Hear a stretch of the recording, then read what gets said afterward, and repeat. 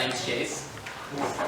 I am a genderqueer, 22-year-old. I had the pleasure of participating in the Oasis Center's transitional living program when it existed. And I was there for around 10 months, almost a whole year. And I'm here to share my experiences with you in regards to that and general homelessness.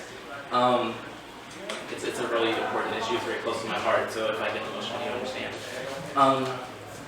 And thank you guys. Thank you guys for being here and inviting me to speak.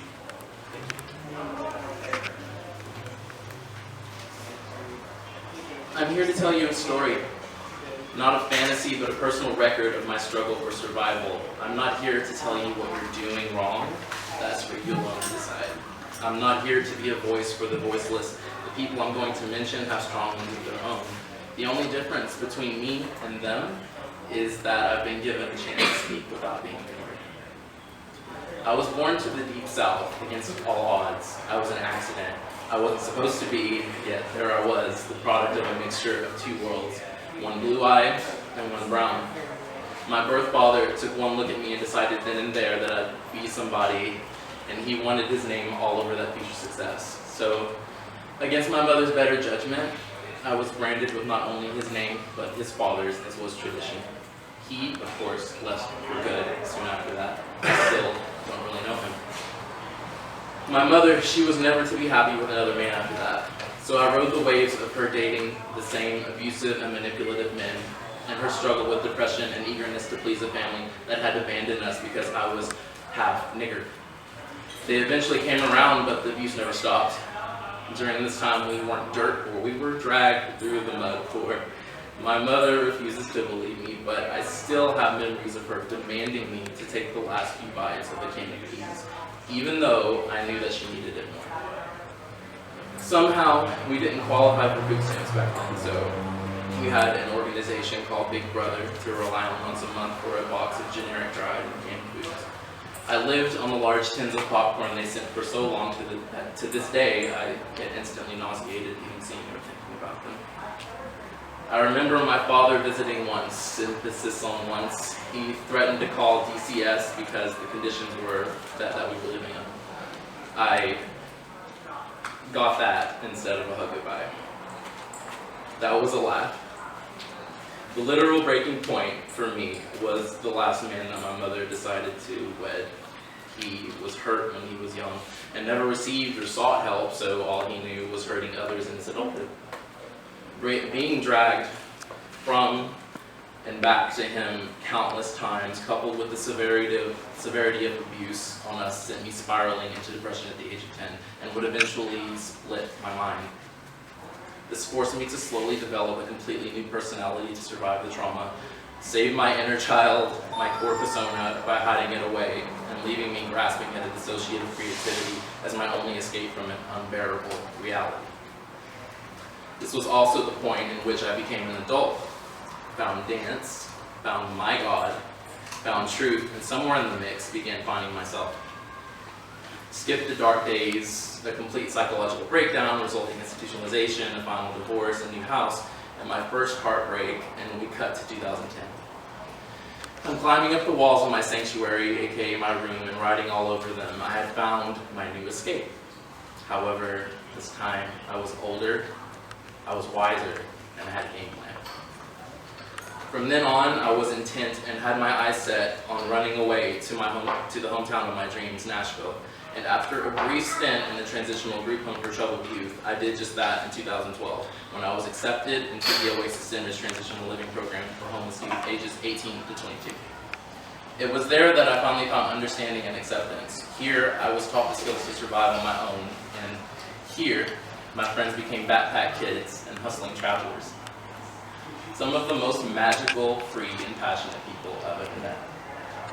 That program no longer exists because someone somewhere didn't care enough. Since then, I've been between houses, staying with friends, and leaving when they needed me to. The money I managed to accumulate during my stay at Oasis long spent. This is the part where I bring up percentages to give you a better idea of how people like me compare to people like you. but mentioning statistics seems folly to me, as every homeless person you come across shares the common fear of becoming one. Instead, I'm going to give you insight into a typical day for a homeless LGBTQ youth.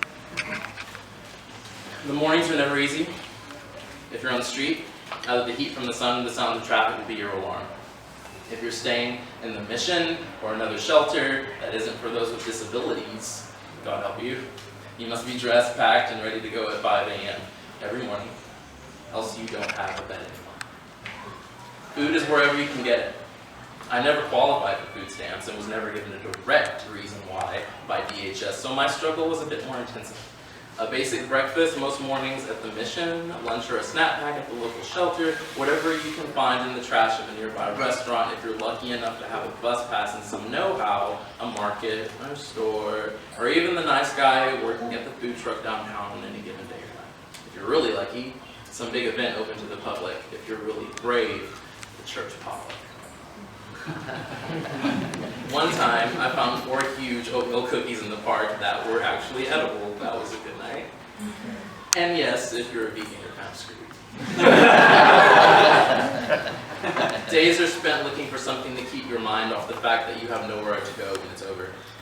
Most of my time was spent trying to get out of that cycle, from trying to build a bike at the bike workshop under Oasis, to applying for government housing, to job searching for something that would pay me what I deserved. I was out every day. I worked almost every day. That's a common and frankly disgusting misconception about homeless, that we don't want to work or are willing to work hard enough for the things that we want and need. If hard work and determination always resulted in success, then we'd all be millionaires by now. Nights are the hardest. As the sun sets, the race to get back to a regular spot or find one is on. Safety is always top priority. One of the top issues for LGBTQ homeless youth is sexual harassment and assault. The catcalling, being flashed, degraded, and stalked happens all the time. Police also like to taunt and harass at night, even follow you to bust group, tents, and squatting locations. I experienced all of this. In the winter, the temperatures drop so low that it takes all of one's willpower to ignore the shivering and shaking long enough to fall asleep. Through all of this, there are some people who become attached to the streets because it quickly becomes all that they know, and leaving this dehumanizing and traumatic lifestyle seems frightening to them after a while. Then there are those who thrive on the edges of society. I used to think that I was one of these people, but like many others, I realized that I needed people. Even if they didn't need me and treating me like a second-class and third-class citizen somewhere along the line. I forgave society and the people that made up its foundation. I also found relation in the fact that even I have my privileges. I'm a natural autodidact and schooled myself through high school because of it. I was exposed to the different aspects of business and hard work growing up, and this is responsible for me being as resourceful as I am and helping me to survive. And I was shown love and compassion growing up. To a single mother, as love is all that kept us moving most of the time. Yes, I have a lot to be grateful for. A lot of these young adults don't, however. Yes, there are happy endings, positive outcomes, and we can talk about hope all that we want. And yes, it is good, and yes, it is grand and motivating, but hope is all but a mystery to many of them, and they choose not to rely on something so visceral when they need something tangible. This is also why romantic relationships fail on the streets. Sometimes the need for survival will tip the scales when measured next to love, because even though love can keep you warm at night, it can't always feed and clothe you. So I ask you now, why not pick up that guy with the backpack walking in the sweltering heat and give him your water and a ride? Why not buy some food and drink for the guy sitting outside Walgreens just trying to catch his breath as you pick up your medicine? Why not think, why not, more often? And ultimately, if we're whole as a society, if we're all equal, if we are so near to these people every single day, then why do we keep choosing to be worlds apart when we have every resource and ability to make these worlds collide? And one more thing. I've been revisited lately by many emotions that I felt when I was on the street. Things are better for me now. I'm self-employed. I have my own business going. I make good money. I found happiness in that. but you're still haunted by these things that happen to you, and you're reminded of things in like your everyday life, things that other people don't see, things that other people aren't triggered by, things that are invisible. So you quickly become feeling invisible. I've been feeling that way again, and that doesn't stop. Please, please, don't allow anyone else to feel this way. It's one of the worst and most degrading things that you'll ever know. Walking amongst tens of hundreds of people, say downtown somewhere, and having no eye glancing at you because they don't want to look at you. Thank you.